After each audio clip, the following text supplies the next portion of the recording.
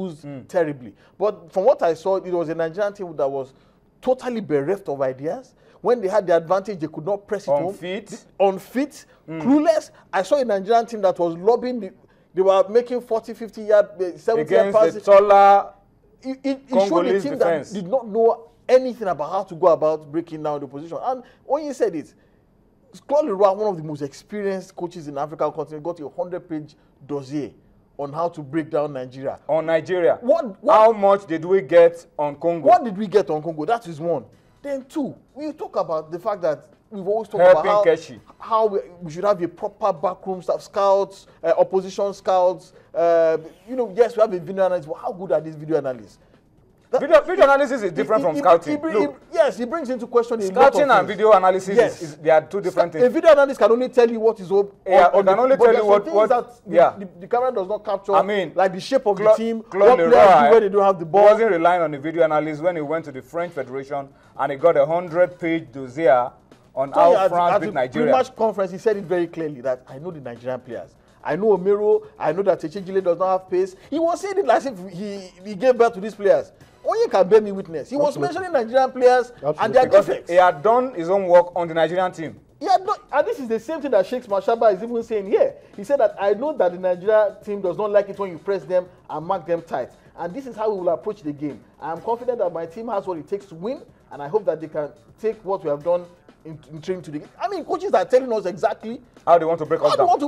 Anyway, join us in this discourse on Sports Tonight. Let us get your thoughts. Let's get your opinion. Let's get your reaction via feedback. It's going to be very we're going to be very active. We're going to be very interactive on the program tonight on social media on feedback. Will be very high, and we will try to read as many of your feedback as we can. And of course, you know how to do it on Facebook channels, iPhone Sports, and of course on Twitter at channels_sports and at Toyin Ibitoye. Please get busy with us. You've heard what Onye, you heard what Tunde said. This coach had done their homework on Nigeria. They had gone to get a 100-page dossier on how Nigeria played and how Nigeria can be beaten. Sheikh Mashaba has also seen the Nigerian team. He's done his homework. He has a lot of support from the backroom staff and the technical department of SAFA.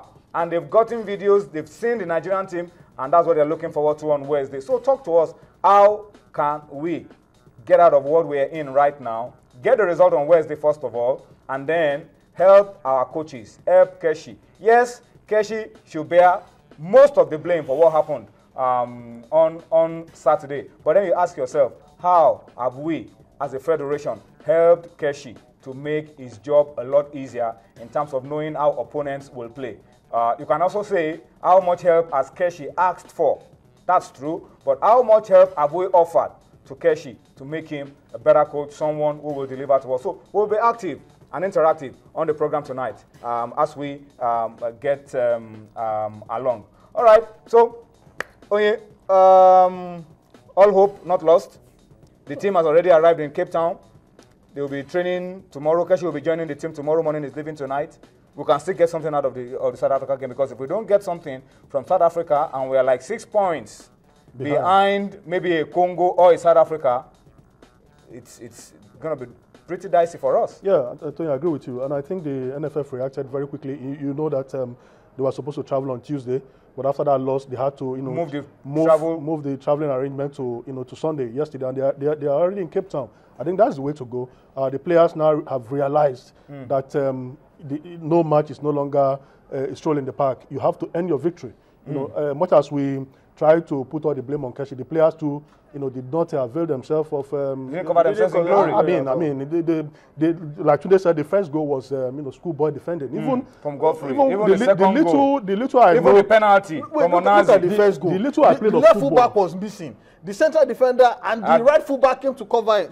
So where was the second defender? Where was the second central defender and the left fullback? The midfielders, Mikel, Onazi. And there's another thing that we did not mention. Ramon. The UJ Shune stadium pitch was an atrocity. And this is a Keshi that's concerned that he likes to have, he seems to have a good pitch to play on. That pitch don't confer any advantage on us. And it is a shame that in 2014, a country of Nigeria status can put out a pitch like that for an international engagement. These are the kind of pitches that we condemn in the Nigerian Premier League. And you are putting this out.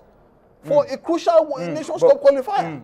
But that's a big challenge. Yeah. The other pitches that we have that are grass pitches are National Stadium Abuja and Ahmadu Bello Stadium in Kaduna. And the players have said that they don't like artificial pitches, that it gives them injury. So it's a big challenge for Nigeria. So a big structural challenge for Nigeria. It's a big issue, really. Beautiful grass pitches. It's a big issue. But talk to us about it as well. What do you think is the way out of what Nigeria is going through at the moment? Well, we are going to go through to read other results of matches played across the African continent later, but I'm told that we are being joined on Sports Tonight now by respected football commentator, the managing director of Complete Communications Limited, Mumuni Alao, joins us on Sports Tonight. Mumuni, let me start by asking your reaction to what happened on Saturday. Some have said it's wake-up call. Some have now said, look, Keshi is just not good enough. What's your own immediate reaction to what happened on Saturday? Well, Tony, just like every other Nigerian football fan, I was quite disappointed by the Eagles' performance. I think the boys just didn't come to the party. I've been listening to the program, and Onye and Tunde, they already put the matter in perspective. But I think most importantly, I would say that we underrated Congo. After the game that the players underrated Congo. But I would say first and foremost that it was Keshi himself who first underrated Congo, and the players drew from his attitude. That's my conclusion. Because for example, Emenike, who is our top scorer, didn't start that game, reportedly because he came late to camp. But I want to imagine that if we were playing against Ghana or Algeria or some of the serious countries, in spite of the fact that Emenike came late to camp, Keshi would have started him. So I think he dropped him because he felt Congo, we can take care of Congo, and he didn't turn out that way. I think it's a wake-up call. It's good that it happened in the first game of the qualifiers, so we still have 5 other games to make up and still qualify for the 2015 African Nations Cup. What approach, Mumuni, will you adopt for the Eagles? Because right now we need to get to Cape Town and get a result, and that means we have to push out, attack, and try to win in South Africa. How do we go about this without exposing ourselves to the counter-attacks and the plan of South Africans to also inflict more damage? Obviously, South Africa, they will be licking their lips. They can't get Nigeria at a better time than this for them to get their pound of flesh. For long we've been beating them. But I think it's when the Eagles, when they have their back against the wall, that we see the best of them. I'm hoping that they will react, the way they normally do in this circumstance, and get at least a draw from South Africa. Traditionally, we are stronger than the South Africans. We have speed, we have power, and I think those two factors will come into play again. I want to imagine that the Eagles, from the first half of the week to this time, they will be fully concentrated, and that will be enough to get let us see the result from that game. A draw will be good enough for me, at least. But if we lose again, that's 6 points behind South Africa, as you observed earlier on. It will not be good enough.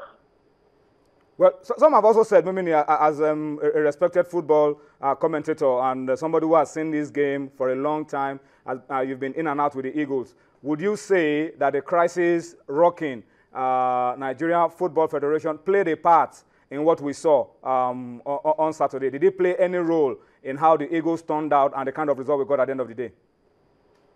Yes, I would say so, because indirectly, you need a settled house. You need everybody pulling in the same direction if you want to achieve anything, not just in football, in life generally.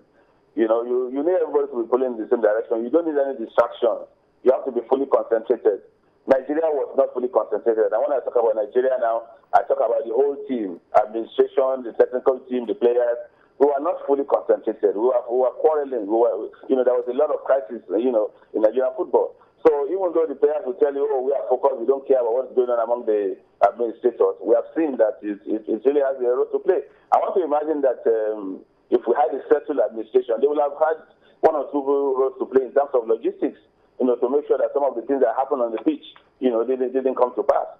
So I would say yes, the crisis in the NFF had an impact on Saturday's game.